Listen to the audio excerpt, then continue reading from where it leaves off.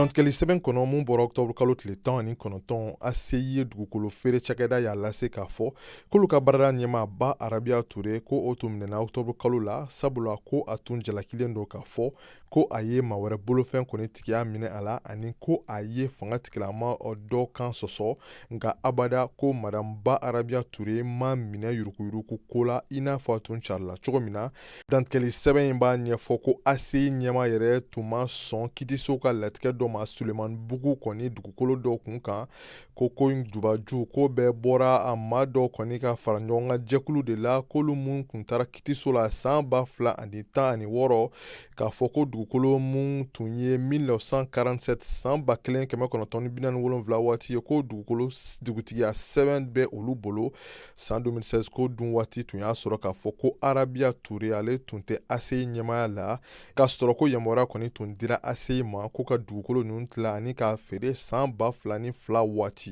Dantigɛli sɛbɛn bɛ a pereperela tigɛ k'a fɔ ko kiti caman kɔfɛ san 2021 Cour suprême ko o ye a latigɛ ka dugukolo kɔni di faraɲɔgɔnma kulu ninnu ka dugutigiya sɛbɛn ma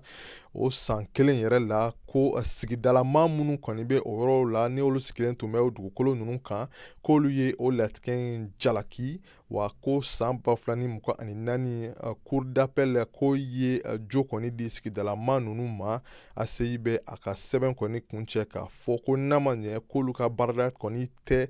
titre foncier dili kɔni jalatigɛbaga ye k'olu kɔni nɔ tɛ wa u sen tɛ Kitiso ka ni latigɛ jaabi in yɛrɛ la.